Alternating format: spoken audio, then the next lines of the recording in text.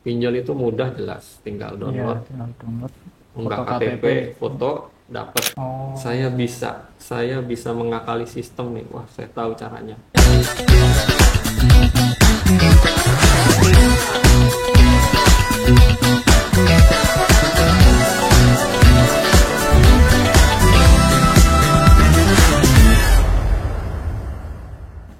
halo sobat, kembali lagi dengan saya Pascal di sini. Dan saya Kezia.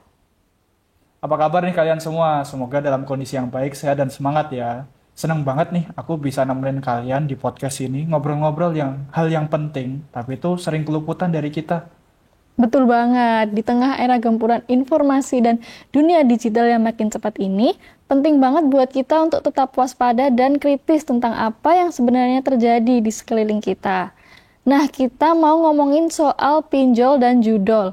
Kedengarannya berat nggak sih, Kal? Iya, Tapi berat banget. tenang aja, kita hari ini ada tamu spesial di sini. Nah, sebelum kita bahas lebih jauh, kita kenalan dulu yuk sama lembaga yang jadi sorotan kita di episode ini, yaitu Tular Nalar dengan Mas Giri sebagai tamu spesial kita. Mari Mas, perkenalkan diri. Halo Pascal, halo Kaisya, apa kabarnya? Halo teman-teman semua. Perkenalkan, nama saya Giri Rumakto.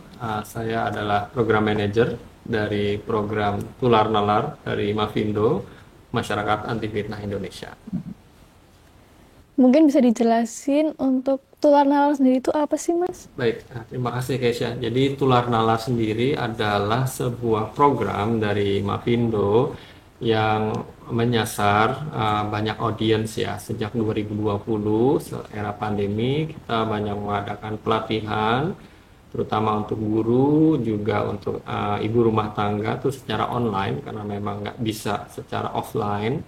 Kemudian baru 2023 kami menyasar kepada lansia dan anak-anak muda. Fokus kami adalah pelatihan terkait literasi digital yang terutama terkait verifikasi data atau cek fakta yang kita kenal, juga penguatan mereka terhadap konsep atau mungkin praktik baik penginderaan hoaks. Jadi kami meminta banyak relawan, kita berkolaborasi juga dengan banyak organisasi di 36 provinsi, dan memang edukasi dari Tular Nalar lebih mendekati cara-cara kita berkomunitas begitu. Oke, jadi kan di luar sana udah banyak banget isu-isu atau kasus yang berkaitan tentang teknologi ya, Mas. Sangat banget. Kami penasaran sih kenapa kok Tular Nalar nih tertarik mengangkat isu sosial tentang pinjol dan judol. Apakah ada data juga terkait tentang isu tersebut? Baik, secara spesifik kita belum menyasar ya untuk isu terkait pinjol dan judol, namun dari kunjungan kami ke beberapa wilayah tempat pelatihan kami, jadi 3 bulan setelah pelatihan kami mengunjungi kembali bagaimana dampak pelatihan Tular Nalar ya ke mereka, mungkin juga ke komunitas, pesertanya atau keluarganya.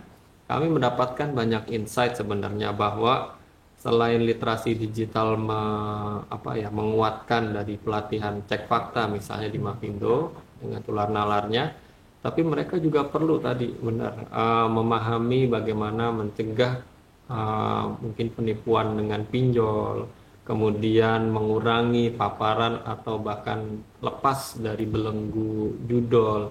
Itu juga menjadi concern ya. Kita dari data terakhir itu di beberapa tempat seperti Pontianak itu juga yang kita wawancara secara mendalam itu mengatakan bahwa peserta atau keluarga atau lingkungan mereka saat ini sudah istilahnya sering terdengar fenomena judol, kemudian pinjol, terutama pinjol yang ilegal. Nah, hal-hal ini kan menjadi concern ya. Mungkin bisa jadi ini adalah harapan ke depan kami, Tular Nalar Mavindo, untuk bisa tadi memperhatikan dengan seksama bahwa judol pinjol ini adalah menjadi sebuah fenomena yang seharusnya bisa kita cegah, bisa juga kita pahami, walaupun pada satu sisi judol mungkin belum menjadi hal atau entitas yang resmi ya di Indonesia karena masih dilarang pemerintah. Namun pinjol pun pada satu sisi juga bisa meningkatkan produktivitas terutama di masyarakat. Namun juga pinjol ilegal dengan pemanfaatan data pribadi kita yang sudah, kalau di Indonesia sudah cukup apa ya istilahnya, cukup memprihatinkan, tersebar, juga perlu penanganan. Mau nggak mau, kalau kami sendiri ingin berharap banget bisa ke depan lebih bisa meningkatkan kemampuan masyarakat terutama di tingkat komunitas. Ada bahaya pinjol ilegal loh, bagaimana kita menghindarinya. Judol pun sudah barang tentu menjadi fenomena yang cukup memprihatinkan, bukan hanya kehilangan uang tapi kehilangan hubungan keluarga, bahkan ada yang sampai kehilangan, maaf ya mungkin ini memicu kesedihan, mungkin juga nyawa seseorang, sehingga sudah menjadi fenomena yang cukup memprihatinkan, sehingga tadi kita perlu lagi sih pelan nalar, dan harapan kami ya untuk bisa lebih fokus ke tema ini. Tapi secara pribadi sendiri saya pun sudah menggeluti literasi terkait baik pinjol maupun judol. Saya sendiri sudah bersama teman-teman Kominfo untuk menyusun modul yang terkait mencegah judi online gitu ya. Kemudian dengan teman-teman yang lain kita juga menulis terkait pinjol ilegal, jadi bagaimana mereka juga menyasar masyarakat menengah ke bawah. Tapi harapan kami sih tular nalar lebih tadi ada orang atau mungkin kami sendiri bisa lebih banyak bergerak ya mencegah pinjol dan judol gitu sih. Oke, jadi kan Mas Giri dan tular nalar sendiri kan udah terjun langsung ya ke lapangan ya. Bertemu sama orang secara langsung. Nah, kita penasaran nih sebenarnya yang mereka ketahui tentang pinjaman online dan judi online itu seperti apa sih? Ya.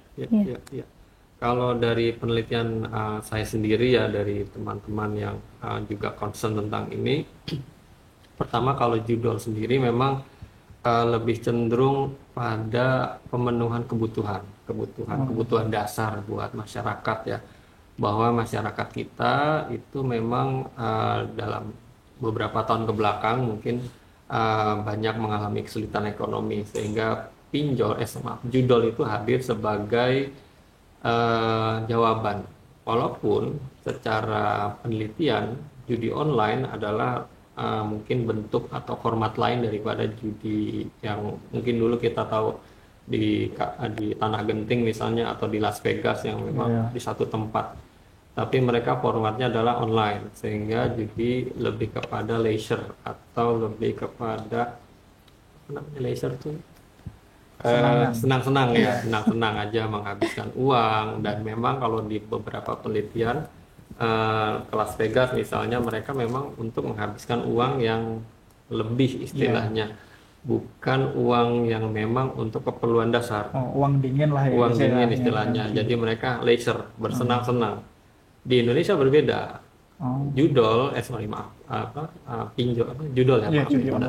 Judi online untuk kebutuhan. Jadi memang sistem judol adalah tadi memancing, membuat penggunanya mendapatkan uang dengan cepat, tertarik, diulang, menang lagi, mungkin 10 kali taruhan, 1 kali menang, diulang terus, sehingga pada akhirnya ada kecanduan. Tapi sayangnya tadi bukan fokus kepada leisure atau pemenuhan euforia atau senang-senang, tapi pemenuhan untuk kebutuhan dasar, yang pada akhirnya tadi mereka selesai judol, kalah, nyari uang lagi dari orang untuk menuntut, dan ada keyakinan dari mereka bakal menang. Saya lupa istilahnya, ada itu bakal menang itu. Jadi kayak merasa diri mereka itu beruntung. Saya bisa mengakali sistem nih, wah saya tahu caranya. Jadi kayak tidak gitu. Ini kalau saya nambahnya tinggi lagi, deponya tinggi, bakal return tinggi. Padahal ya enggak juga gitu ya, karena memang pada akhirnya gitu. Kemudian yang pinjol ini memang ada yang memang diatur OJK ya, kemudian mereka legal gitu ya. Untuk pinjol sebenarnya ada dua sisi. Pertama, mereka melakukan pinjaman secara online karena memang cepat, mudah, dan tanpa syarat yang berbelit. Ketika kita ke bank mungkin lebih berbelit ya. sebagai sarana untuk modal produktif. Itu yang sebenarnya fokus pertama untuk pinjol ya. Fokus produktif adalah mereka minjam hutang, mereka membuat usaha gitu ya. Kemudian dari usaha muncul revenue atau keuntungan sehingga mereka bisa membayar baik bunga dari pinjol ataupun pinjaman sendiri. Nah, sayangnya di Indonesia kembali pinjol dilakukan untuk memenuhi kebutuhan. Kalau kita istilah Rhoma Irama ya, mungkin generasi saya, gali lubang tutup lubang. Kita meminjam hutang untuk membayar hutang gitu, dan itu seperti lingkaran setan gitu yang nggak habis gitu. Nah, itu yang salah sebenarnya. Kembali memang secara edukasi kita nggak tahu tuh namanya financial literacy, literasi keuangan yang mungkin sejak SD atau kuliah pun kita nggak pernah mendapatkan bagaimana menyimpan, bagaimana menabung, bagaimana konsep bunga, bagaimana konsep pinjaman online dan seterusnya, yang pada akhirnya membuat orang tadi terjebak kembali ke jerat pinjol, yang pinjol legal ya. Yang ilegal sayangnya memang banyak tadi oknum-oknum yang menggunakan kemudahan akses, kemudian juga kebocoran data pribadi kita untuk membuat akun atau pinjaman yang bukan atas nama dia tapi di atas namakan, sehingga ditagih, kita stres, harus membayar dengan bunga yang berlipat-lipat. Dan ini memang juga menjadi concern pihak OJK ya, yang mungkin menjadi otoritas penting di sini, sehingga tadi mengatur dunia digital dengan jalur yang begitu cepat, jalur lebar, agak sulit kalau kita tadi tidak memiliki cakapannya, kita tidak memiliki kemampuan untuk menyupir ya. Banyak yang tersesat, banyak yang celaka malah bisa jadi begitu. Berarti malah ini apa namanya, kan tadi Masnya sudah menjelaskan jebakan-jebakan dari pinjol dan judul sendiri. Betul. Nah, mungkin bisa kayak Masnya ngasih tahu dari tular-tular sendiri gimana sih cara ngatasin ini nih? Ya. Jadi apakah dan apa namanya tadi sempat diomongin juga tentang literasi, financial literasi ya? Ya. Mencegahnya sebenarnya satu ya. Kalau orang Jawa namanya eling lan waspada. Eling, kita ingat, dan waspada selalu. Dan kita terjemahkan ke dalam pelatihan kami namanya wakuncar. Wakuncar, waspadai, kunjungi dan cari. Waspadai pertama, misalnya dapat link gitu ya, penawaran pinjaman mudah gitu ya. Bisa jadi orang teriming-imingi. Pertama memang karena butuh, kedua karena memang mumpung gitu ya. Walaupun saya nggak butuh tapi mumpung apa nih, wah bunganya rendah. Iya, bunganya rendah. Kembali kontrol diri ya, waspadai, wah jangan sampai kita tadi memahami bunga mungkin cuma nambah 10.000, cuma nambah 100.000, tapi ternyata itu baru bayar bunganya, belum pokoknya misalnya. Nah, makanya kita harus kunjungi mungkin tadi dari OJK punya list atau daftar nih pinjol yang legal. Mereka punya kantor, mereka punya customer service, bisa kita adukan misalnya ya, mereka juga punya skema pembayaran dan lain-lain. Maka kunjungi situs asli atau dari yang otoritas OJK, ini benar nggak. Kemudian yang terakhir cari informasi pembanding, misalnya ke teman atau ke saudara atau mungkin ke orang-orang yang pernah gitu yang minjam. Betul. Mungkin untuk pertanyaan yang terakhir Mas, karena tular-nalar ini udah riset dan turun ke lapangan banyak kan ya. Mungkin bisa cerita satu atau dua kasus nih yang menurut Masnya menarik banget tentang judul atau pinjol ini. Kalau judul sendiri memang belum banyak ya, terutama yang saya temui secara personal ya. Kasus-kasus yang memang melibatkan yang kita kenal gitu ya. Namun dari media sosial juga yang kita lihat memang pada akhirnya judul ini musuh bersama. Baik dari kepolisian, OJK, pemerintah, Komdigi yang concern ya, bahkan di kampus MMTC itu himbauan besar banget di kampus mereka untuk Mahasiswa yang mencegah judol gitu ya. Jadi jangan depo, jangan ikut Zeus dan seterusnya. Kemudian judol ini ya tadi mau nggak mau akan mungkin juga sedang berjalan menuju circle terkecil kita. Iya. Ya, kita punya circle yang paling kecil adalah teman dan keluarga. Teman dan keluarga ini mungkin sekarang aman nih, Keisha, Pascal nggak ada tentang judol. Who knows, 5 bulan lagi, 6 bulan lagi ada laporan temennya, kita alumni SMA kena judol gitu ya, dia minjem uang dan seterusnya. Jadi memang tadi paparan judol, kemudian kasus-kasus judol, kemudian iming-iming judol yang luar biasa, pada akhirnya akan mewabah mungkin ya, pelan gitu ya, tapi pasti. Dan terkait pinjol jelas ini bukan sekedar kita mencegah algoritma atau fenomena-fenomena yang lain. Pinjol banyak yang disalahpahamkan istilahnya ya, pinjol ya. Karena pinjol jelas mirip dengan pinjaman kartu kredit, pinjaman tanpa agunan dari bank dan seterusnya. Sebenarnya mirip, cuma yang tadi yang ilegal, yang memanfaatkan data pribadi, yang juga membohongi, misalnya tenornya panjang, bunganya rendah, ternyata tidak gitu ya, berkebalikan. Yang pada akhirnya kembali ke literasi kita secara digital, harus benar-benar jangan terjebak.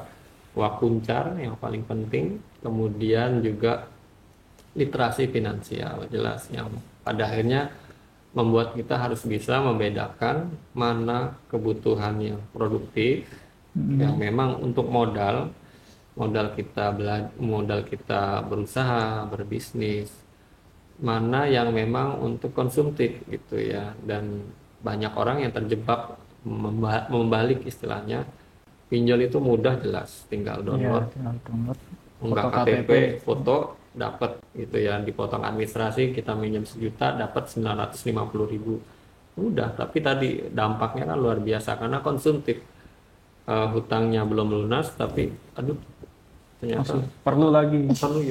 Tetangga saya udah punya motor Vario baru gitu ya. Saya butuh dong gitu, saya nggak mau ketinggalan. Ternyata ada penawaran pinjol gitu ya, sekarang boleh hutang 20 juta maksimal. Wah iya nih, menguntungkan, aku minjem 20 juta, saya cicil lah itu Vario gitu ya. Terjebak ya tadi literasi finansial dan ketidakwaspadaan kita ya terhadap iming-iming membuat kita terjebak dan sulit untuk keluar. Keluar bisa, tapi tadi risikonya banyak. Pertama, kehilangan uang jelas, akan banyak banget bunga dan banyak banget yang kita harus bayar lagi. Kedua adalah ya mental kita jadi kayak terpaksa, karena biasanya pinjol yang baik yang legal maupun ilegal akan meneror itu biasanya mereka yang meminjam nih, yang saya tahu mereka akan menjaminkan nomor orang yang dekat untuk dihubungi ketika kita tidak bisa membayar kan. Ya sih, itu banyak kasusnya. Bayangkan nanti teman-teman keluarga Pascal, misalnya Pascal ngutang, ibunya jadi jaminan, nomornya telepon, ibunya nggak pernah tahu. Topik kita hari ini menarik banget ya, Pascal. Jadi kita lebih terbukakan tentang pinjol dan judol yang sebenarnya tuh dekat sama kita nih, di mana-mana tuh sebenarnya ada. Cuman lewat tular nalar sendiri kita bisa lebih melek lagi tentang pinjol dan judol itu. Sekali lagi terima kasih Mas Giri buat informasinya. Sama-sama Pascal. Dan sekian dari kita. Sampai jumpa di episode kita selanjutnya. Dadah.